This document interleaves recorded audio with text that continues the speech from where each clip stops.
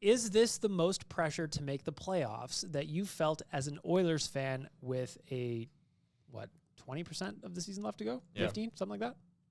Most pressure? No. This team, I think, especially in McDavid's years, has had probably even more pressure than it has now.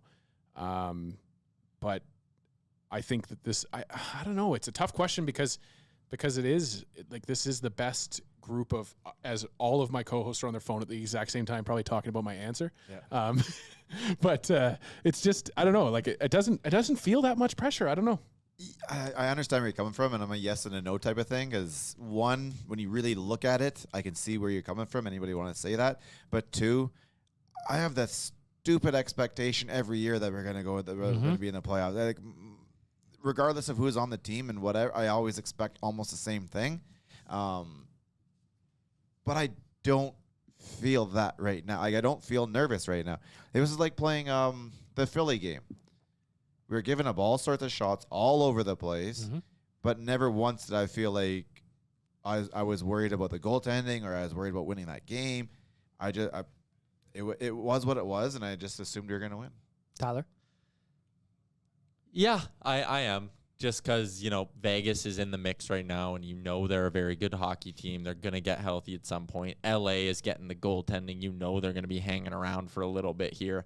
And then you go to the other division, and it's like, yeah, Dallas very well could keep playing good.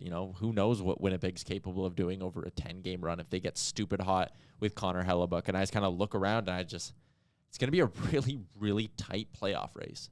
And there are no guarantees that the Oilers will be the better team out of this group. If I had to put money on it, I would say they are. I think they're better than LA. I think, Edmonton's going to slowly start to get healthy just as well as Vegas could. Vegas' goaltending could be a question mark, according to Dr. Frank Saravalli. Love that. Doctor. So Have you not seen that clip? No, I have not. So good. Robin Leonard got asked in a post-game press conference if he's taking extra care of his body with the reports that he's injured. Frank Saravalli's reported he has torn labrum. Yeah. And in the press conference, Robin Leonard just goes, I don't know, go ask my doctor, Frank Saravalli. And then he follows it up 2 minutes later and was like, Frank Saravalli would know he's my doctor. Yeah, it's pretty good. But anyways, there's no guarantees with the Oilers. There's pissy answers coming from all 32 teams. We're all pissy. But yeah, there's no guarantees. And I worry about, one, I feel sick having to go through an entire offseason of talking about this team after they missed the playoffs. How do you even begin to drum up hope at that point? Because they have no money to spend in the offseason. I know hope will never die, Rick. But they have no money to spend in the offseason. This is clearly the best team Ken Holland was capable of putting together, considering how much money he had last offseason. And if this team misses the playoffs, how do you remain optimistic heading into next year? You just can't. They need to make the playoffs this year and show that they're good enough. You haven't met one, have you? I'd like to change my answer. Tyler has made me super depressed about my life.